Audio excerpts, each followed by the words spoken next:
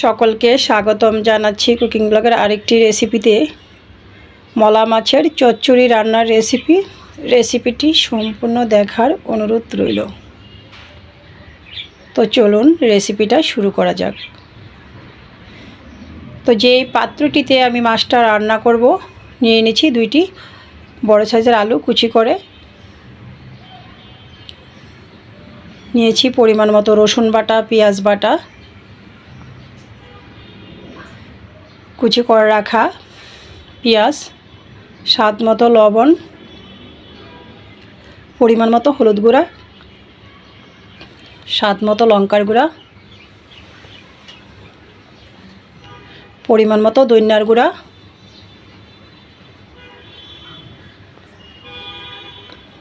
সরিষা তেল। তো সরিষা তেলের পরিমাণটা আমার হাতের কাছে কম ছিল, তাই খানিকটা সয়াবিন তেলও অ্যাড করেছি। তো আলুটাকে ভালো করে ম্যারিনেট করার পর আমি অ্যাড করে দিয়েছি মলা মাছ, টমেটো, স্বাদ মতো কাঁচা লঙ্কা, আবারও সব কিছু একসাথে হাতের সাহায্যে ম্যারিনেট করে নিয়েছি। এ পর্যায়ে আমি চুলাটা অন করে দেব।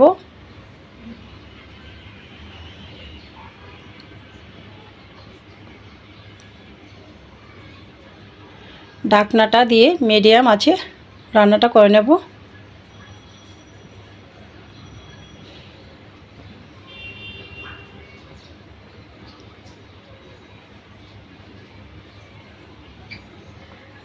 ফিরে আসছি 3 থেকে 4 মিনিট পর। কড়াইটা নাড়াচাড়া করে মাছটা উল্টিয়ে পাল্টিয়ে আবারও ঢাকনাটা দিয়ে দিয়েছি।